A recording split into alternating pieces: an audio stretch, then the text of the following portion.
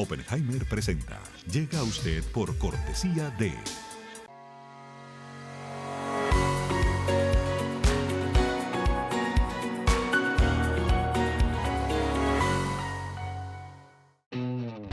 UAD es más que una universidad. Es vivir una experiencia única de aprendizaje. Es tu tiempo de vivir. UAD Experience.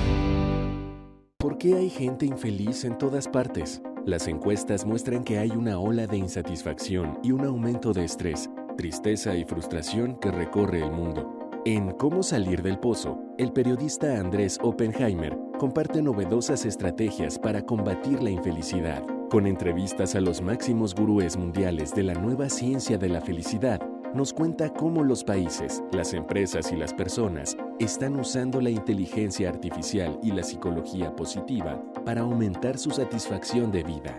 Ya está a la venta en librerías y tiendas en línea.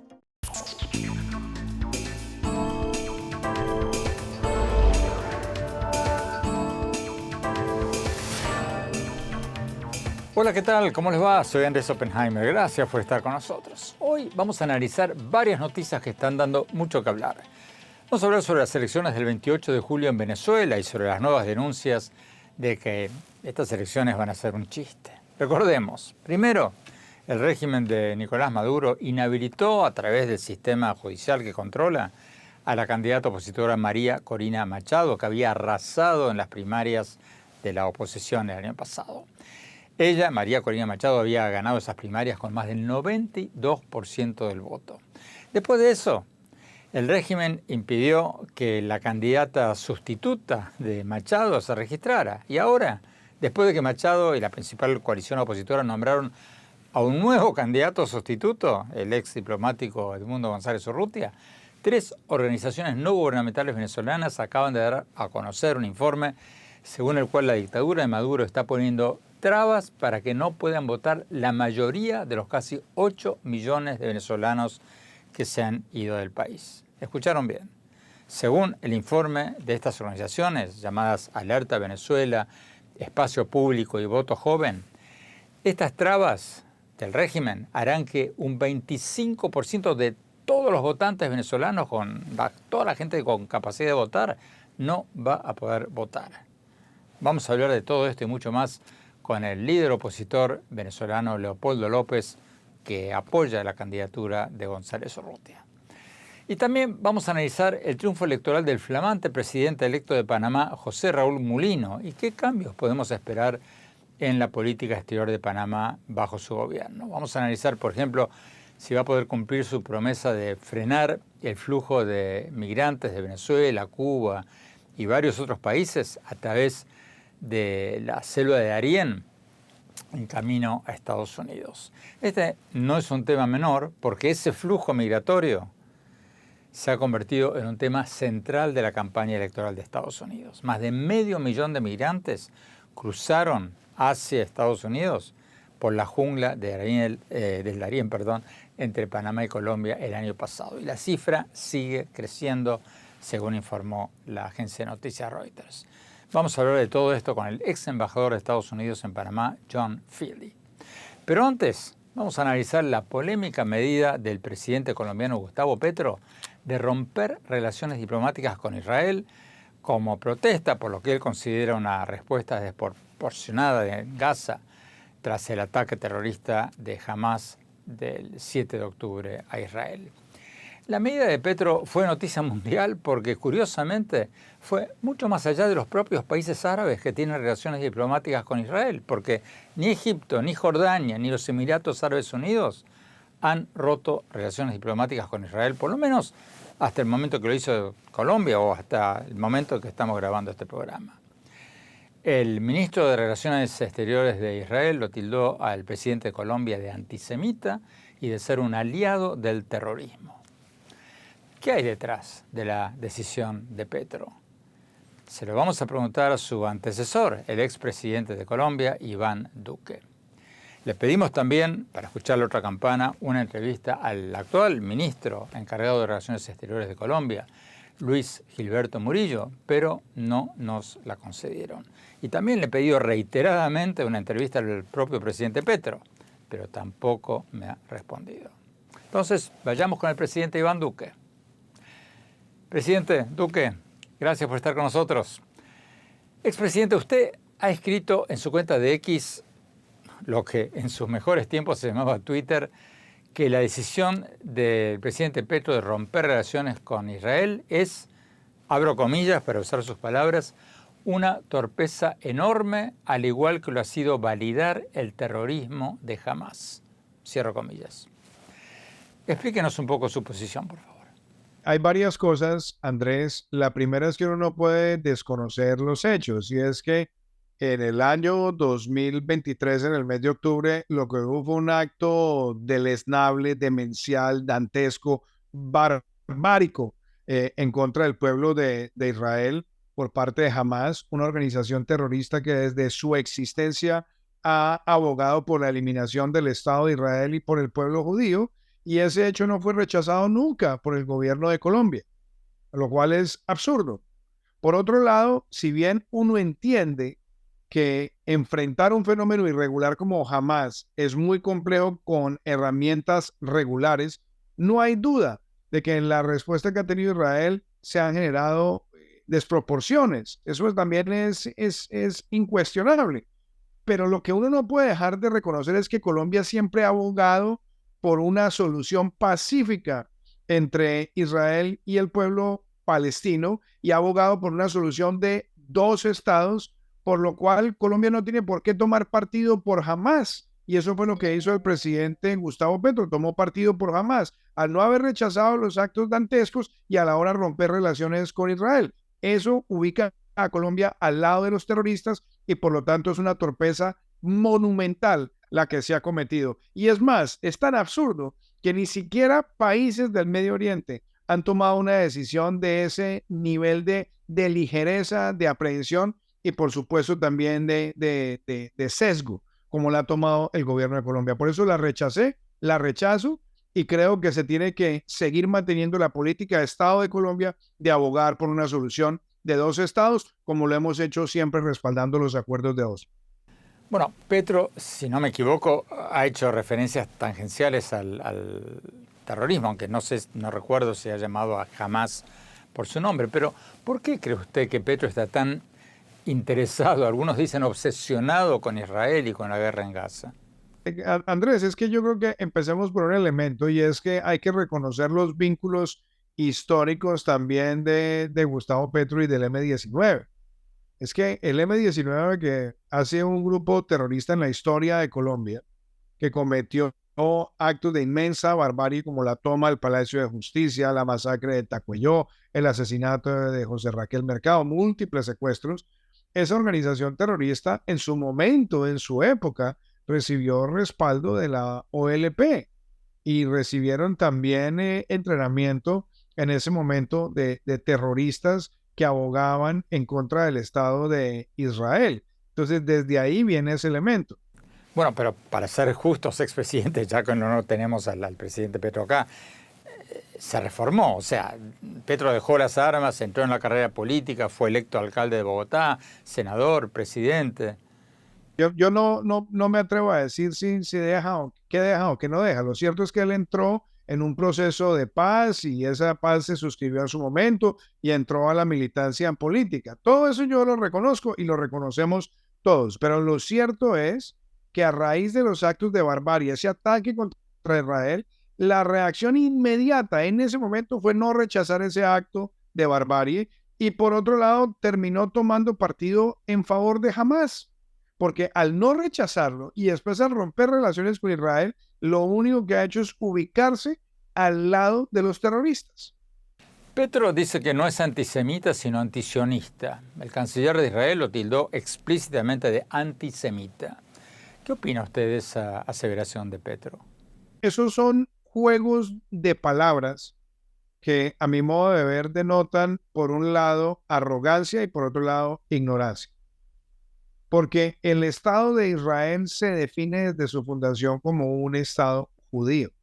Obviamente es un Estado en el cual también viven personas que profesan distintos credos y que tienen también otras inclinaciones religiosas. Eso también es claro y hay un nivel de convivencia. Lo que uno no puede negar acá es que Gustavo Petro está tratando de poner en el mismo saco al pueblo palestino con Hamás, y eso es una torpeza también monumental, porque Hamás ha sido un enemigo histórico de una solución pacífica que lleve por fin a tener dos estados. ¿Y por qué lo digo? Porque desde su carta fundacional Hamás habló abogado por eliminar el pueblo de Israel y por perseguir al pueblo judío. Y claramente, al hacer eso, está eliminando cualquier posibilidad de construir la paz. Hamás es un enemigo de la solución pacífica para el pueblo palestino, y por eso no se puede ubicar a Hamás en el mismo plano del pueblo palestino, que es lo que ha tratado equivocadamente de hacer el presidente de Colombia. ¿Tiene un impacto concreto esta decisión de Petro de romper relaciones con Israel o es un acto simbólico? Han salido encuestas últimamente que muestran un rechazo total a la ruptura de relaciones con Israel. Y hay también un rechazo mayoritario a que ahora desde el poder presidencial en Colombia se esté enarbolando la bandera del M-19. Y también hay un rechazo absolutamente claro en el lenguaje que el presidente está empleando para incitar a la confrontación nacional. Entonces, esos son elementos que de alguna manera están conectados. A él le gusta la radicalización política. Él solamente entiende mensajes de radicalización y de agresividad política, y está tratando de, sobre la base de juicios ideológicos, de conducir las relaciones internacionales de Colombia.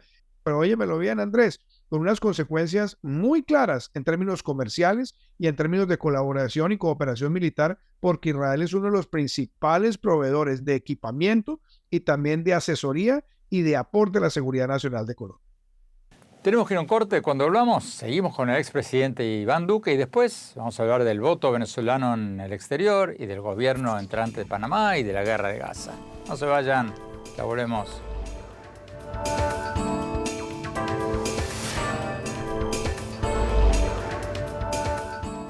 Gracias por estar con nosotros. Estamos hablando con el expresidente de Colombia, Iván Duque, uno de los críticos más abiertos de la política exterior del presidente Gustavo Petro.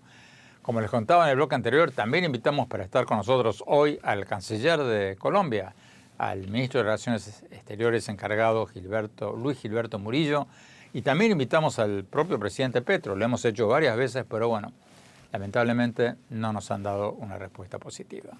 Sigamos con el expresidente Iván Duque. Expresidente, hablemos un poco de Venezuela. Usted sigue muy de cerca el tema de las elecciones del 28 de julio en Venezuela. ¿Cómo las ve? ¿Cómo ve usted estas elecciones? No solamente con profundo escepticismo, sino que considero personalmente que es otra trampa de Nicolás Maduro.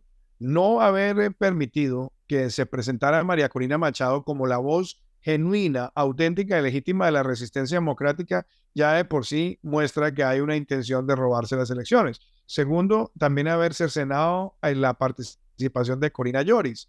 Y ahora lo que hemos visto, no solamente que se encarcelan miembros de los equipos de María Corina Machado, que se intimida a miembros de la resistencia democrática, sino que también quieren prácticamente impedir registros de votantes en el exterior, impedir también ciertos registros al interior del país, lo cual muestra el deseo intimidatorio de Nicolás Maduro. Entonces, yo personalmente veo, a pesar de la fuerza que muestra hoy la calle en contra de Nicolás Maduro, creo que él va a tratar de robarse estas elecciones una vez más y va a tratar, sobre la base de la legitimidad de algunos países que han sido melifluos y consentidores de todo lo que ocurre, de, por la vía, entre comillas, democrática, ganar nueva legitimidad internacional.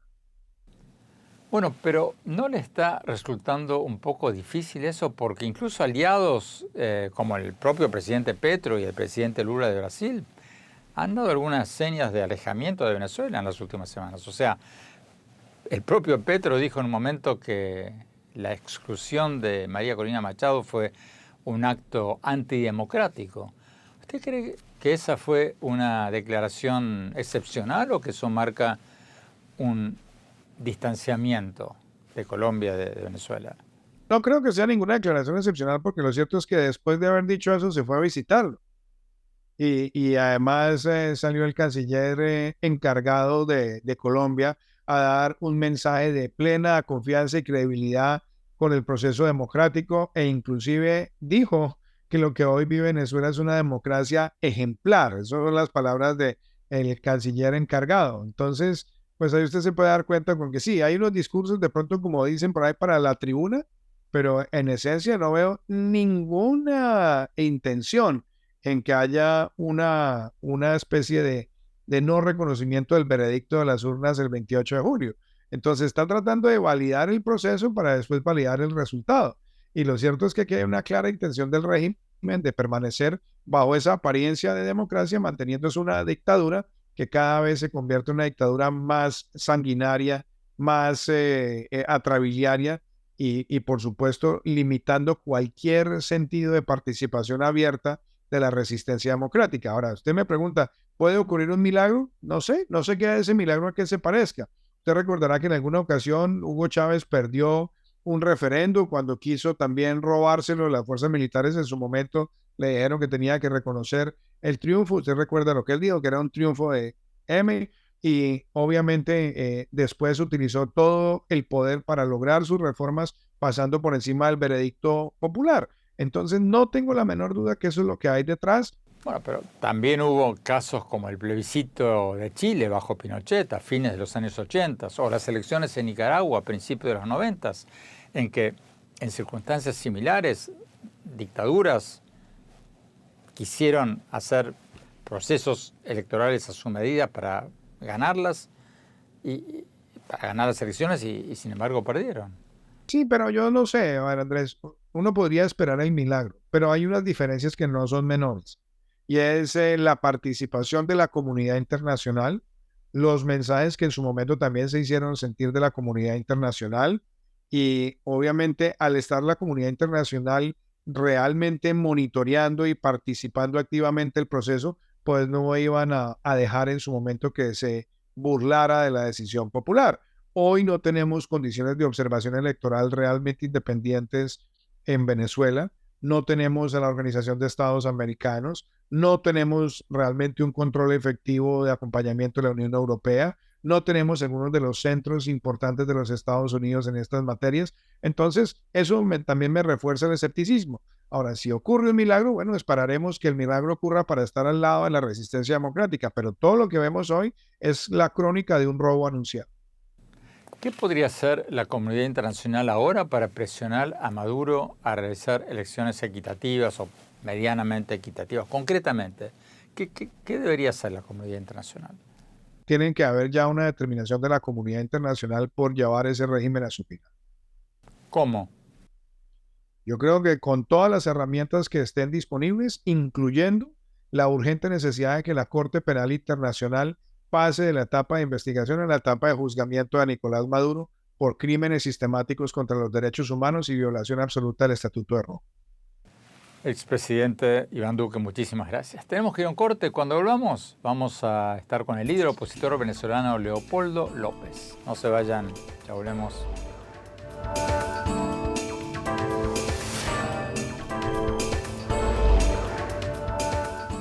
Gracias por seguir con nosotros.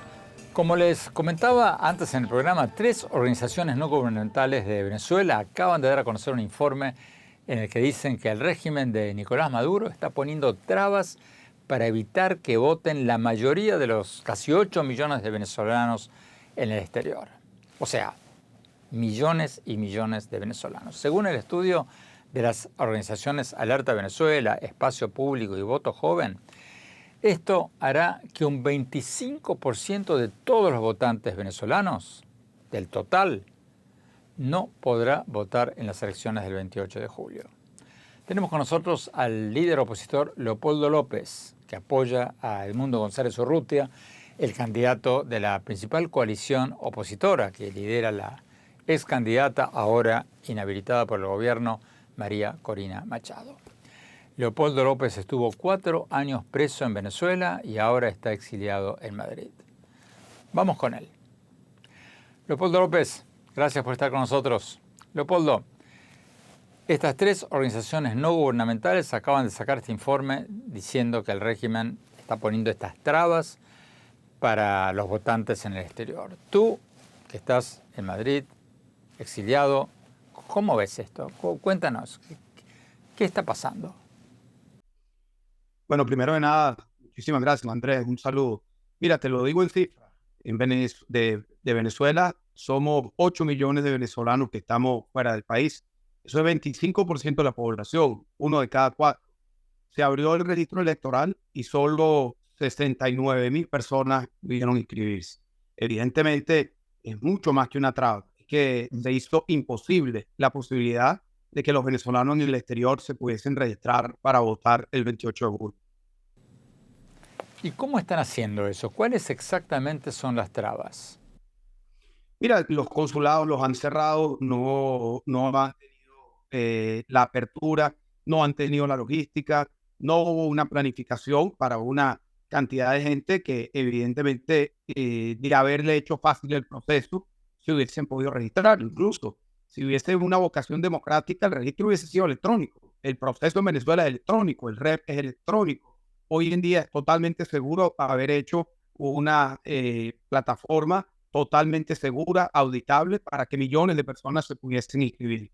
Pero esto es un reflejo de lo que ocurre también en Venezuela. Es decir, las trabas al proceso electoral no solo son para los venezolanos que estamos en el exterior, son también para los venezolanos y principalmente para los venezolanos que están en Venezuela y están exigiendo su derecho a votar. Han habido cambios de centros de votación, han creado nuevos centros de votación muy pequeños, muy remotos, han evitado que se hagan los registros correspondientes, los cambios de residencia. Mucha gente en Venezuela ha migrado. Venezuela es un país en migración. 8 millones han salido de Venezuela, pero millones han ido de una ciudad a otra. Muchos han ido a Caracas, otros han ido a otras ciudades.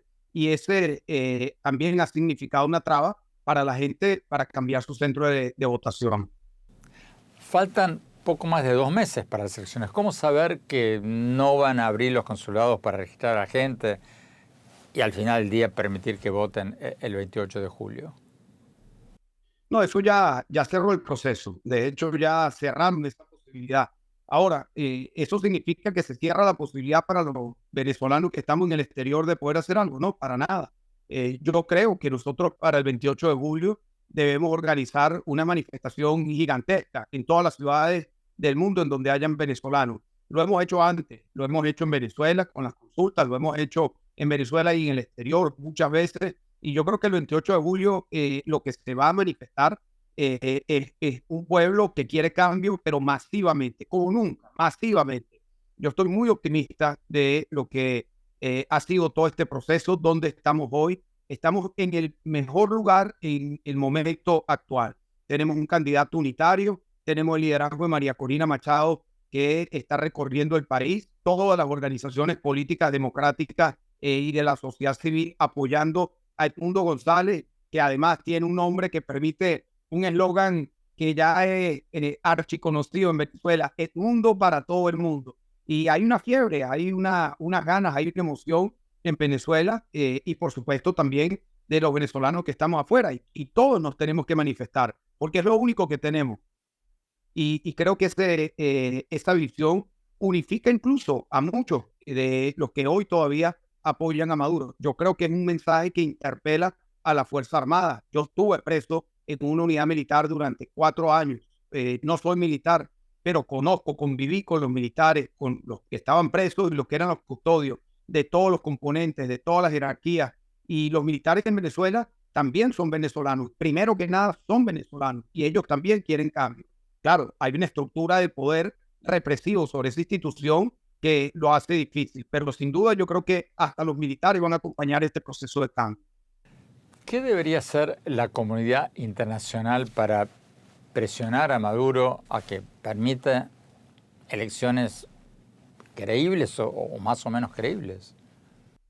Bueno, yo creo que lo más importante es estar muy atento al proceso que se está dando en Venezuela. Mira, hasta hace, yo te diría, un par de meses, o incluso hasta menos, muchos analistas desde afuera y muchas personas en posiciones de responsabilidad pensaban que Maduro se quedaba y que era imposible un escenario de cambio en Venezuela. Yo lo escuchaba en muchas ciudades, lo escuché en Bruselas, lo escuchaba en Washington, lo he escuchado en muchos sitios en donde había esta idea de que no era posible ganarle la elección a Maduro.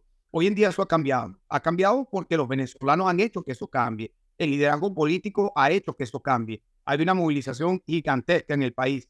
Y yo creo que la comunidad internacional tiene que ver eso. Bueno, pero vuelvo a mi pregunta anterior, Leopoldo. Concretamente, ¿qué debería hacer la comunidad internacional? Bueno, creo que primero debe de dejarle claro a Maduro que unas elecciones en donde no participe Edmundo González, en donde no se den las garantías mínimas de participación, no podrá ser reconocida. Segundo, yo creo que las sanciones son una herramienta, y han probado ser una herramienta válida en todo este proceso. Ha sido un proceso largo, pero no hubiésemos llegado hasta donde estamos si no hubiese esa posibilidad clara que tiene el régimen enfrente, que es que se apliquen las sanciones. Creo que las sanciones, lo he dicho muchas veces y lo repito, son una herramienta para un fin. Y este fin ha estado claro desde nuestro punto de vista siempre, una transición democrática, utilizar las sanciones inteligentemente en esa orientación. También creo que es importante crear una coalición de partidos que puedan, de países, que puedan observar el proceso electoral. La dictadura va a poner trabas a la observación internacional, no ha permitido que vaya la OEA a ser observador, y los que la dictadura está buscando debilitar esa presencia. Importante que haya mucha atención y mucha observación electoral, no solo del día 28 de julio, sino de todo el proceso. Leopoldo López, muchísimas gracias. Tenemos que ir a un corte. Cuando vamos a hablar sobre Panamá y qué podría cambiar con el presidente electo Raúl Mulino. Y después, mi reflexión sobre las protestas estudiantiles en Estados Unidos contra Israel y la ruptura de relaciones de Colombia con Israel. No se vayan, ya volvemos.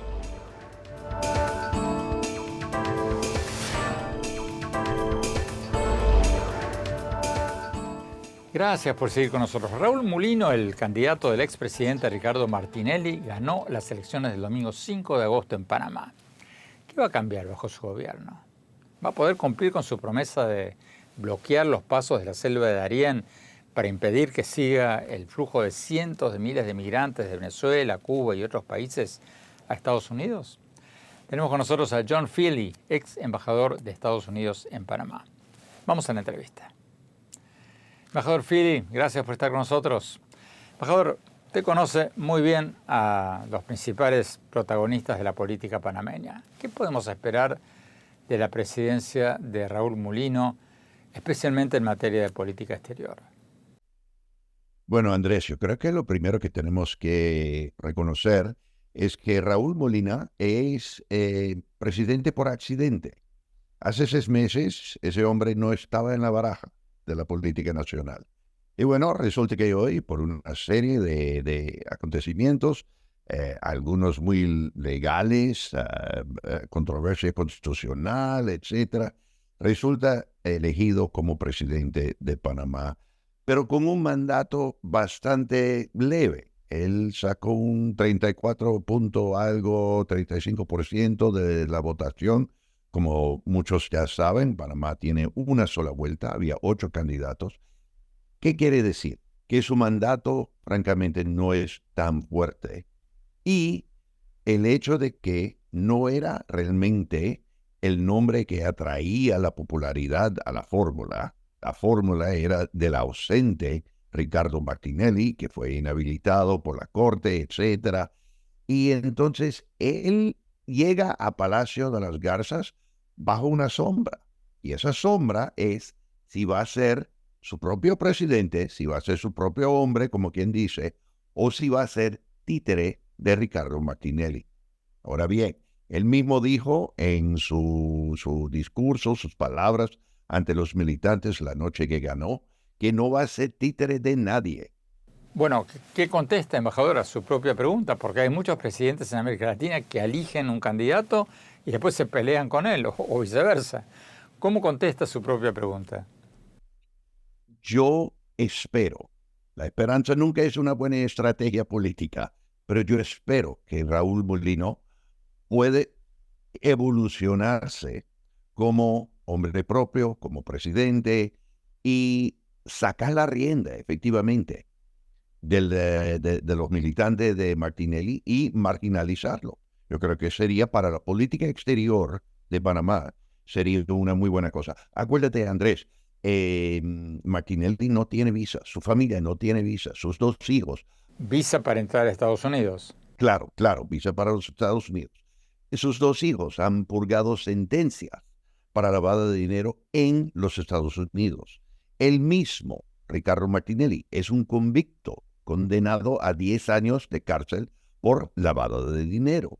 Entonces el chiste, como quien dice, de Raúl Molino ahora, casi un poco como un mago, como una varita mágica, va a ser crear una distancia entre él y Ricardo Martinelli para que pueda tener una política exterior eficaz, colaboradora, que pueda trabajar con Estados Unidos, su socio comercial número uno, sin roces, sin problemas. Bueno, ¿qué va a cambiar en política exterior con el nuevo gobierno? En realidad no tanto. Acuérdate que en Panamá no hay realmente una batalla de ideología, sino de personajes. Los panameños son en general pro negocios. Los panameños son el Bacero, Disque, que es del centro derecha. En realidad yo no prognostico cambios radicales en la política. Molino prometió durante la campaña electoral cerrar el tapón de Darién, de la selva de Darién. ¿Es factible eso? Porque es una zona inhóspita. ¿Puede hacerlo o es una promesa vacía? Yo creo que puede hacerlo hasta cierto punto. Es una selva, las trochas salen, pero por la geografía, las trochas salen realmente en 2 o 3 puntos. Y ahí es donde llegan la gran mayoría de los más de 500,000 de caminantes, de migrantes que llegaron a Panamá el año pasado. ¿Y por qué no lo ha hecho el gobierno saliente de Panamá, por ejemplo? ¿Y por qué lo haría Molino? Bueno, Molino lo quiere hacer porque simplemente la migración masiva, no documentada, es mal negocio para cualquier país. No es una buena manera de operar, no es una buena manera de vigilar por la soberanía y la seguridad de un país. Panamá está ahora en un conflicto diplomático con Nicaragua porque Nicaragua le ha dado asilo en su embajada en Panamá al expresidente panameño Martinelli, el padrino político del nuevo presidente electo. ¿Cómo se resuelve ahora este conflicto? ¿Se resuelve? No, yo creo que se va a complicar aún más. Honestamente, Raúl Molino, por su trayectoria como político, como estadista, como es ministro de Seguridad, no es ningún amigo de Daniel o el régimen Ormo en Managua. Es un capitalista, es pro negocios, entonces no hay semejanza ni filosófica ni de compadrazgo entre ellos. Eso es número uno. Número dos, la figura, digamos, o el estatus de asilo para Ricardo Martinelli en la Embajada de Nicaragua es muy debatible. O sea, no es realmente sustentado en ley o tratados internacionales. Entonces, el problema que va a tener Molino es que Martinelli va a continuar allá y sigue con acceso a su Instagram, su cuenta X y se comunica con sus militantes así. Yo creo, honestamente, que Molino va a necesitar distanciarse, pero paulatinamente. Embajador Fili, muchísimas gracias por su tiempo. Tenemos que no corte. Cuando volvamos, mi reflexión sobre la decisión de Colombia de romper relaciones con Israel y sobre las protestas pro-palestinas en Estados Unidos. No se vayan, ya volvemos.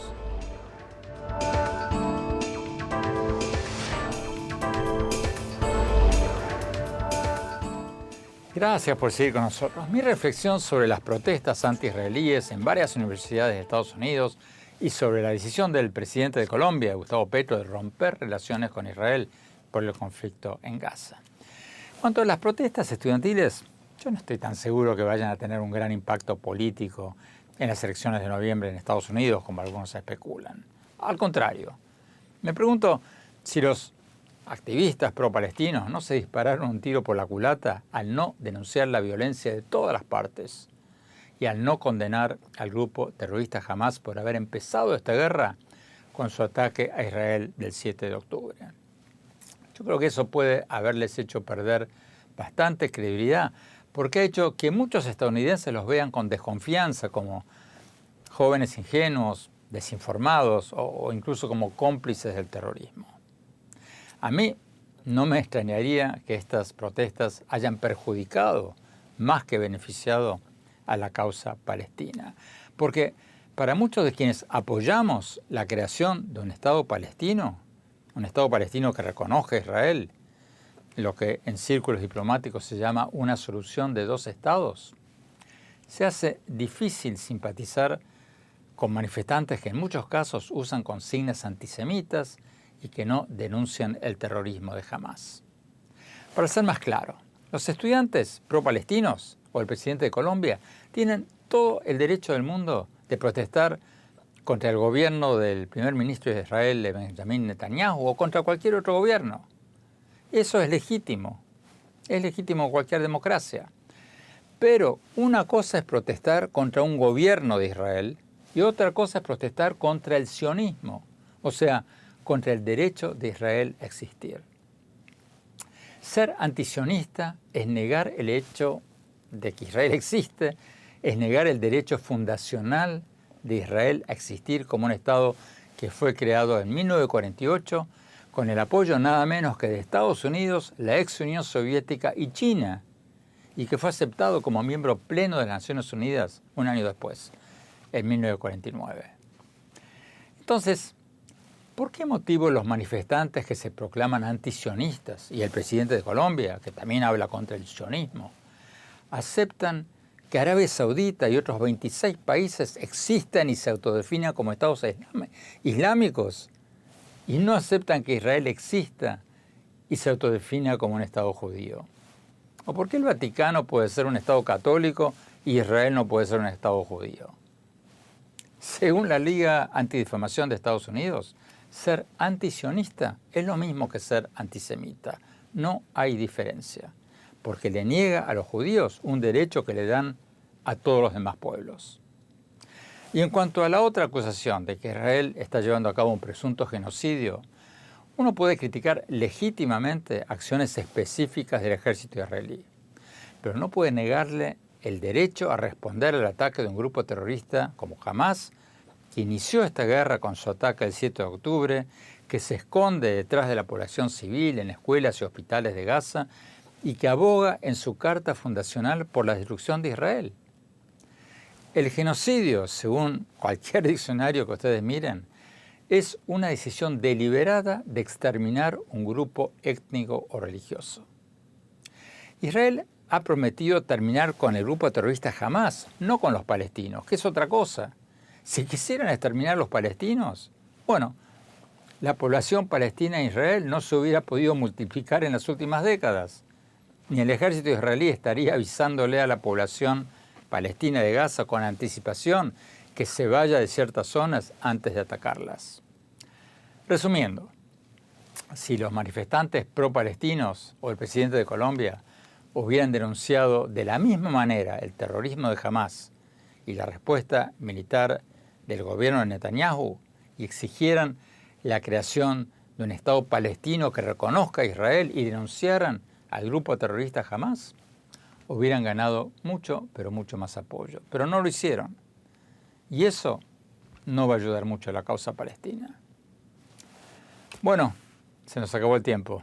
Los invito a visitar mi blog en el sitio de internet andresopenheimer.com y visítenme en mis redes sociales, en X, en mi página de Facebook y en mi cuenta Instagram. Y no se pierdan mi nuevo libro, Cómo salir del pozo, sobre cómo combatir el atraso económico, el populismo y aumentar la felicidad. Gracias.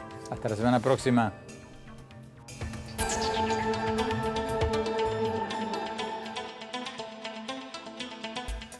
Oppenheimer presenta. Llega a usted por cortesía de...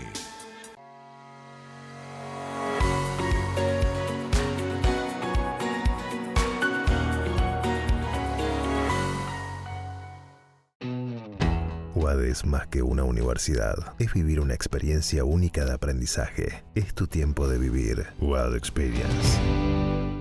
¿Por qué hay gente infeliz en todas partes? Las encuestas muestran que hay una ola de insatisfacción y un aumento de estrés, tristeza y frustración que recorre el mundo. En Cómo salir del pozo, el periodista Andrés Oppenheimer comparte novedosas estrategias para combatir la infelicidad. Con entrevistas a los máximos gurúes mundiales de la nueva ciencia de la felicidad, nos cuenta cómo los países, las empresas y las personas están usando la inteligencia artificial y la psicología positiva para aumentar su satisfacción de vida. Ya está a la venta en librerías y tiendas en línea.